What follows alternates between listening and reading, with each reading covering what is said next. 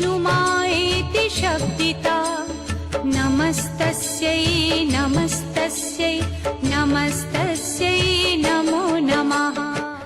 या देवी सर्वभूतेषु शक्तिरूपेण संस्थिता नमस्तस्यै नमस्तस्यै नमस्तस्यै नमो नमः। जय माता दी भक्तों, आप सभी का बहुत स्वागत हमारे खास कार्यक्रम में, जिसमें आज हम आज के दिन की बात करेंगे, यानी नवरात्रि के 9वें दिन की। आज नवमी है, मां सिद्धिदात्री की पूजा अर्चना की जाती है और कहा जाता है सिद्धियां देने वाली मैया होती है।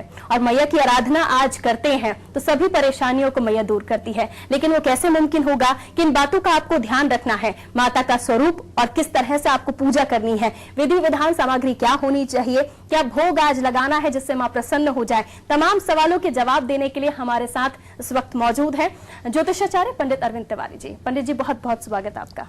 जय माता की। पंडित जी, आज माता के स्वरूप के बारे में तो हम बात करेंगे ही, लेकिन आज नवमी का दिन है, माता सिद्धिदात्री की पूजा की जाती है। आज क्या कुछ खास करें? सबसे पहले माता के स्वरूप के बारे में मैं चाहूंगी आप दर्शकों को बताएं। बिल्कुल, देखिए आज मां सिद्धिदात्री की पूजा अर्चना करनी है। जैसा हम सभी जानते हैं कि हमने 8 दिन तक माता के अलग अलग स्वरूपों की पूजा की। पहले दिन मां पुत्री के रूप में भगवान हिमावन के यहाँ जन्म ली, इसलिए वो माता पार्वती कहलाई। दूसरे दिन युवा अवस्था में मां जगज्जननी आई। ब्रह्मचर्य का पालन करते हुए उन्होंने अपने लक्ष्य यानी भगवान शिव को पाने का भरपूर प्रयास किया। और उसके बाद तीसरे दिन चंद्रघंटा के स्वरूप में माता का विवाह हुआ। चतुर्थ स्वरूप में उन्होंने इस अपने मंद हास्य अर्थात माने ये बतलाने की कि यदि आप अपने जीवन में सकारात्मक ऊर्जा लेकर आएंगे तो आप सृजन कर सकते हैं। उन्होंने इस पूरे ब्रह्मांड की संरचना कर डाली। इसके बाद 5वें दिन माता ने संतान को जन्म दिया और संतान के नाम से मां जगज्जननी जानी गई, अर्थात स्कंद माता का स्वरूप उन्होंने पाया। 6ठे दिन मां कात्यायनी के स्वरूप में मां जगज्जननी प्रकट हुई। संसार को चलाने के बाद संसार में कुछ आसुरी शक्तियों का प्रादुर्भाव हो जाता है। आसुरी यानी नकारात्मक शक्तियों को समापन करने के लिए मां जगज्जननी महर्षि कात्यायनी की पुत्री के स्वरूप में कात्यायनी के स्वरूप में प्रकट हुई और उन्होंने महिषासुर जैसी शक्तियों का मान मर्दन किया। 7वें दिन अर्थात काल रात्रि के स्वरूप में जब रक्त और बीज जैसे छोटे छोटे ऐसे विषैले शत्रु आपके जीवन में उपस्थित हो जाएं जिनका नाश असंभव हो, तो मां ने गर्दभ की सवारी करते हुए काल रात्रि के रूप में प्रकट हुई। जिनके बाल बिखरे हुए थे, घोर तेज वाला वर्ण था, जिनके हाथ में कटार थे और उन्होंने ऐसे रक्त बीज का शमन किया। मोक्ष को प्रदान करने वाली देवी थी मां कालरात्रि। 8वां स्वरूप माता का महागौरी स्वरूप था, अर्थात एक बार पुनः अष्टम स्वरूप में मां जगज्जननी आई, जिसमें 8 वर्ष की कन्या के स्वरूप में मां प्रकट हुई। माता का अत्यंत गौर वर्ण था। जैसा कहा जाता है भगवान शिव ने माता पार्वती को दुग्ध और गंगा जल से स्नान कराया और इतना गौर वर्ण हो गया जितना गौर वर्ण इस संसार में किसी का नहीं था। तो 8 दिन मां के अलग अलग स्वरूपों की आपने पूजा की, 7 चक्रों का भेदन किया। 8वें स्वरूप में एक बार पुनः पूर्ण शक्ति का आपने आवाहन किया। आज 9वां दिन अर्थात आपने 8 दिन परीक्षा दी, आज 9वां दिन आपको परीक्षा फल परिणाम प्राप्त करने का दिन है, अर्थात समस्त सिद्धियों को पाने का दिन है। जैसा हम सभी जानते हैं सिद्धिदात्री अर्थात सिद्धिदात्री का जब आप संधि विच्छेद करते हैं, सिद्धि दात्री अर्थात समस्त प्रकार की रिद्धि और सिद्धि को देने वाली एकमात्र देवी हैं सिद्धिदात्री, जिनका नाम है। तो आज हम मां सिद्धिदात्री के स्वरूप की पूजा अर्चना करते हैं। 4 भुजाओं वाली देवी हैं। कमल के आसन पर मां जगज्जननी विराजमान है। माता सिंह वसना अर्थात सिंह पर भी सवारी करती हैं, लेकिन आज वो बहुत कोमल स्वरूप में है। अपने भक्तों को बहुत सहज रूप में सारी चीजें प्रदान करने वाली केवल एकमात्र देवी हैं, जिनको सिद्धिदात्री कहा जाता है। तो आज सिद्धिदात्री की हम पूजा अर्चना करते हैं। सिद्धिदात्री हमको रिद्धि भी देती है, सिद्धि भी देती है। और एक चीज और आपको मैं बतलाना चाहूंगा, भगवान गणेश की जो पत्नियां हैं रिद्धि और सिद्धि, आज उनकी भी पूजा अर्चना की जाती है। उनके दोनों पुत्र अर्थात क्षेम और लाभ की भी पूजा की जाती है। और जब आप रिद्धि और सिद्धि की पूजा कर लेंगे तो मां समस्त सिद्धि अर्थात 18 प्रकार की जो सिद्धियां हैं, जिनमें महिमा है, लगिमा है, अणिमा है, इस प्रकार की सारी सिद्धियां और वाक सिद्धि जो हमारे जीवन में सबसे ज्यादा आवश्यक है, अर्थात हम जो वाणी अपने श्रीमुख से निकालते हैं वो वाणी हमारे जीवन में सफल हो जाती है। तो आज ऐसी माता का दिन है, तो आज हम उनकी पूजा अर्चना करके मनोवांछित वर की प्राप्ति करेंगे। बिल्कुल। तो पंडित जी, जिस तरह से हम 8 दिन तक पूजा कर रहे थे, आज 9वें दिन खास पूजा होती है और खास बातों का भी ध्यान रखा जाता है। माता सिद्धिदात्री को तो प्रसन्न करना ही है, लेकिन 9 दिन जिन्होंने उपवास रखा उनके लिए भी 9वीं का दिन खास होता है। तो आज किस तरह के संयोग होंगे और किस तरह से पूजा करनी है, मैं चाहूंगी दर्शकों को आप बतलाएं। बिल्कुल, देखिए आज नवी सिद्धिदात्री का दिन है, तो आप आज माता के पूर्ण स्वरूप की हम पूजा करते हैं। तो आज पूजा कैसे करें? सबसे पहले यदि आपके पास माँ का कोई विग्रह है, अर्थात उनकी कोई मूर्ति है, प्रतिमा है, यदि मूर्ति प्रतिमा ना हो तो आप फोटो और चित्र भी आज आप ले सकते हैं। आप माता को आज स्थापित करेंगे। हमने पहले दिन घट स्थापना की थी, घट स्थापना में हमने बीज बोए थे, तो आज जवारे के रूप में वो हमारे जो जवारे हैं वो हमारे घट के पूरे ऊपर तक आ गए हैं। ब्रह्मांड की सारी शक्तियों को अपने अंदर समाहित किए हुए ऐसे जवारों की भी आज हमको पूजा करनी है। तो आज हम पहले माता के विग्रह की पूजा करेंगे। माता को आप लाल वस्त्र या पीले वस्त्र को पटी के ऊपर बिछाकर माता के विग्रह या उनकी प्रतिमा को आप वहां पर स्थापित कर दीजिए। क्योंकि भगवान शिव ने माता को दूध और गंगा जल से स्नान कराया था महागौरी के दिन, तो आज आपको 5 प्रकार से माता को स्नान कराना है। विग्रह या प्रतिमा को ही हम स्नान करा सकते हैं। तो आप कैसे स्नान कराएंगे? सबसे पहले गंगा जल से स्नान कराएंगे, उसके बाद दूध से स्नान कराएंगे, एक बार पुनः गंगा जल से स्नान कराएंगे, उसके बाद दही, घी, शहद और शक्कर, इसको पंचोपचार की पूजा कहा जाता है। तो पंचोपचार से पूजा कराने के उपरांत एक बार पुनः गंगा जल से स्नान माता रानी को करा दीजिए। उसके बाद माता को लाल रंग किसका सिंदूर माता के मस्तक पर लगाइए। चूंकि माँ विवाहित स्वरूप में है, कुमारी कन्या एक बार जैसे हमने पहले दिन पूजा की थी, वैसे आज कुमारी कन्या और विवाहित स्त्री की पूजा करने का भी आज विधान है। लेकिन आप माता को आज सिंदूर चढ़ा दीजिए, माता को चूड़ियां चढ़ा दीजिए, माता को साड़ी चढ़ाने का भी आज विधान है। सिद्धिदात्री को साड़ी चढ़ाई जाती है। यदि आप साड़ी ना चढ़ा पाए तो आप चुनरी भी चढ़ा सकते हैं। ब्लाउज का पीस भी आप माँ जगतजननी को चढ़ाइए। साथ में सुहाग की सारी सामग्री चढ़ा दीजिए। माँ को आलता और सिंदूर भी आज लगाया जाता है। पैरों में आलता और महावर आप लगा दीजिए। माता के हाथों में बहुत सुंदर सी मेहंदी आप लगाइए और माँ को पूरी तरह से श्रृंगारित कर दीजिए। जो 16 श्रृंगार जिनकी हम बात करते हैं, यदि आप सक्षम हैं तो अवश्य करिए। और उसके उपरांत माँ के गले में बहुत सुंदर सी पीली या लाल रंग के फूल की माला आप चढ़ाइए। सुगंधित द्रव्य चढ़ाने का भी आज विधान है। तो माता रानी को आप सुगंधित द्रव्य चढ़ाइए और माता के मंत्र से माता को प्रसन्न करिए और माँ आपसे अवश्य प्रसन्न होंगी। तो बिल्कुल क्या कुछ आपको चढ़ावा चढ़ाना है, ये पंडित जी ने हमें बताया। और साथ ही किस तरह से आपको पूजा अर्चना करनी है, किस बात का ध्यान रखना है, पंडित जी हमें बता रहे हैं। पंडित जी, जैसे हम लगातार चर्चा कर रहे हैं, अपने दर्शकों को जानकारी भी दे रहे हैं, यहाँ आज कुछ खास भोग बनाने का भी प्रावधान है? बिल्कुल, देखिए आज के दिन खास भोग माता रानी को जो चढ़ाया जाता है वो आज हलवा और पूरी का भोग लगाया जाता है। माता को खीर का भोग लगाने का भी विधान है। माता को केसर चढ़ाने का भी विधान है। तो और खास तौर से आपको एक चीज और मैं बताता चलूं कि यदि आपके ऊपर शनि राहु केतु का अशुभ गोचर बना हुआ है तो आज आप काले चने का भी भोग माँ जगतजननी को अवश्य लगा दीजिए। और जब इस प्रकार से आप भोजन सामग्री बना लेते हैं तो आप एक सुंदर सी थाली में उसको सजाकर माँ जगतजननी के सम्मुख ले जाएं और अपने हाथ से 3 ग्रास, हर चीज के 3 ग्रास आप खिलाएं तो माँ आपसे बेहद प्रसन्न होती हैं। तो इस प्रकार माता को भोग लगाने के बाद कुमारी कन्याओं को का पूजन करें, उनको घर पर बुलाएं, आमंत्रित करें, उनके पैरों को आप धोएं, क्योंकि आज कन्या और विवाहित स्त्री की पूजा अर्चना भी हमारे यहाँ करने का विधान माना जाता है। पंडित जी, जैसे सिद्धियां देने वाली माता हैं और कहा यह जाता है कि नवरात्रि में कुछ मंत्र उच्चारण करके आप घर में सुख शांति की कामना करें तो वो भी पूर्ण होती है। बिल्कुल बिल्कुल। देखिए मंत्र इस प्रकार से हैं, जैसे माँ सिद्धिदात्री को प्रसन्न करने के 3 बहुत सुंदर सुंदर से मंत्र 2 दुर्गा सप्तशती में दिए गए हैं। पहला मंत्र इस प्रकार से है, या देवी सर्वभूतेषु सिद्धिदात्री रूपेण संस्थिता नमस्तस्यै नमस्तस्यै नमस्तस्यै नमो नमः तो आप इस प्रकार से मां सिद्धिदात्री को प्रसन्न करिए।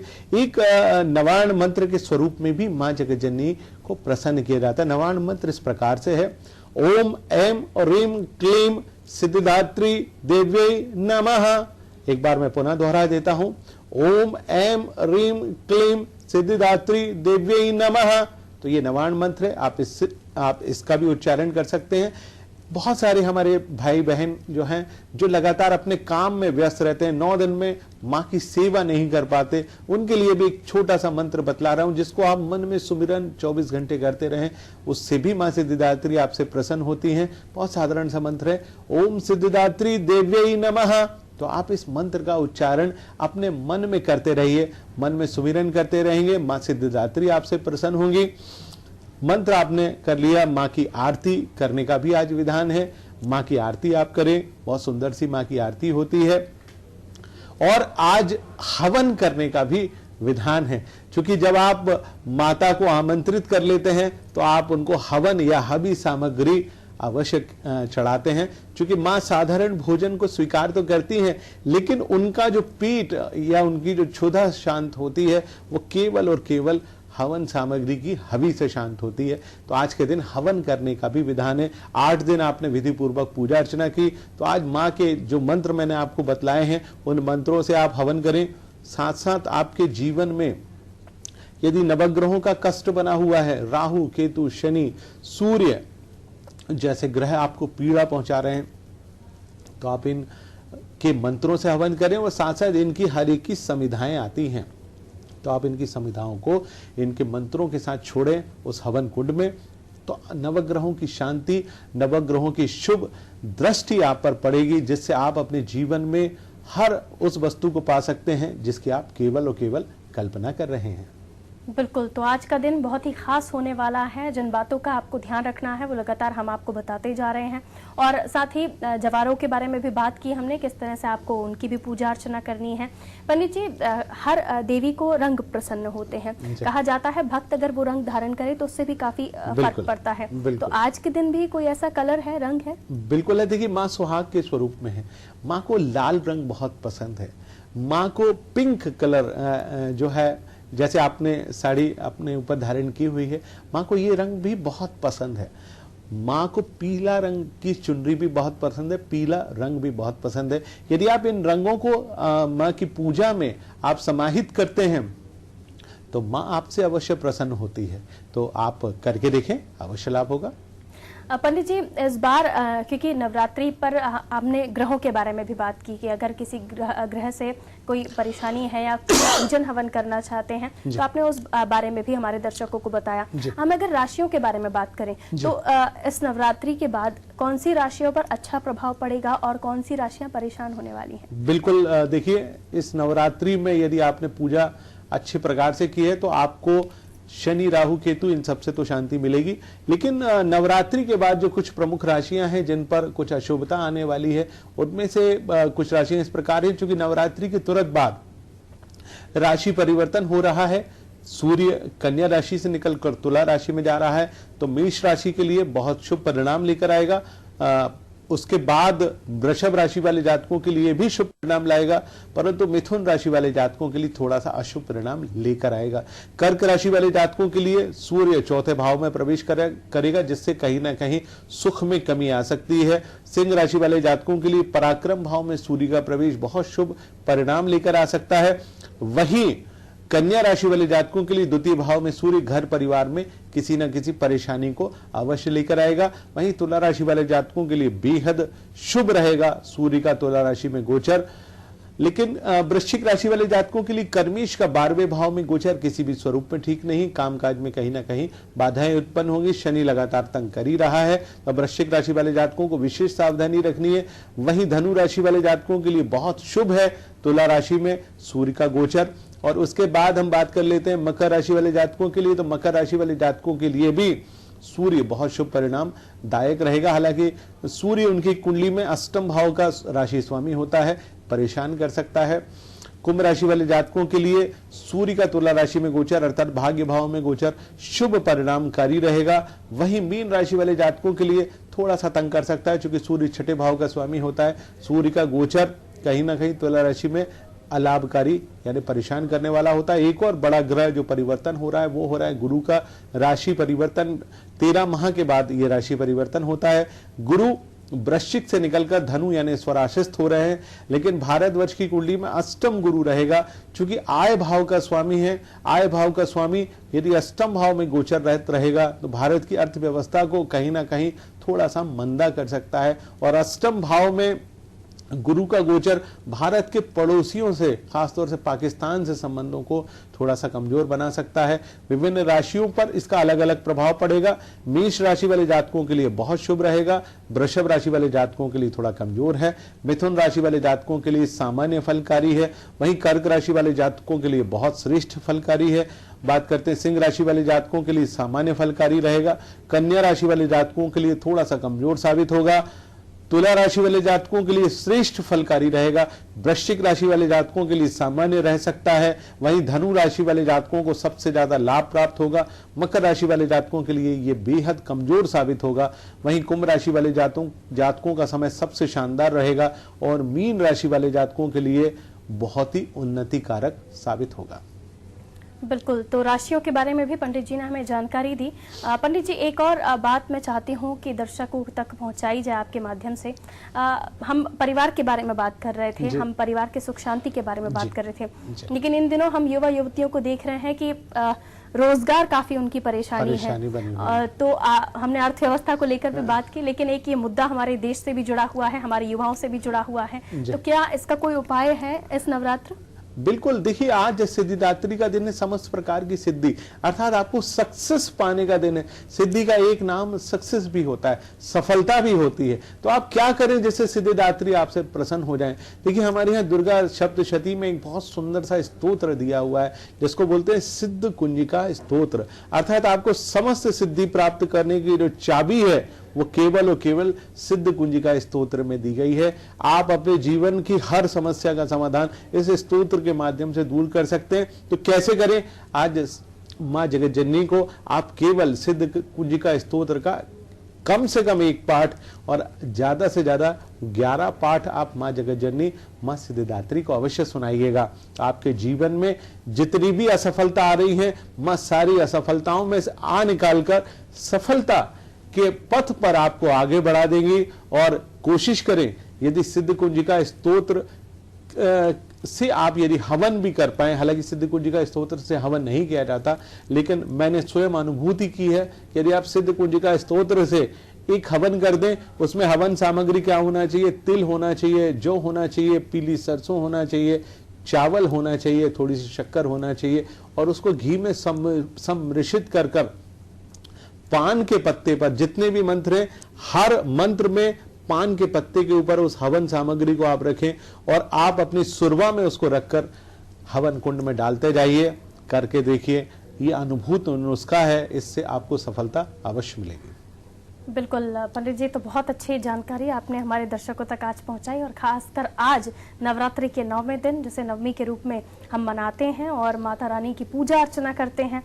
आज जो भी जानकारी आपने पंडित जी दर्शकों तक पहुंचाई है, हमें लगता है कि उम्मीद करते हैं कि अगर वो इन सारी बातों का ध्यान रखते हुए पूजा अर्चना करेंगे तो जरूर ही उन्हें लाभ मिलेगा। आपका बहुत बहुत शुक्रिया हमें समय देने के लिए। तो दर्शकों, आज नवमी का दिन है और नवमी के दिन पूजा अर्चना करनी है, लेकिन जिस तरह से पंडित जी ने माता की पूजा अर्चना करने के बारे में बताया, विधि विधान बताए हैं, उन सभी का आप ध्यान रखें, निश्चित ही आपको लाभ होगा। फिलहाल हमें दीजिए इजाजत। नमस्कार। नमस्कार। या देवी सर्वभूतेषु विष्णुमायेति शब्दिता नमस्तस्यै नमस्तस्यै।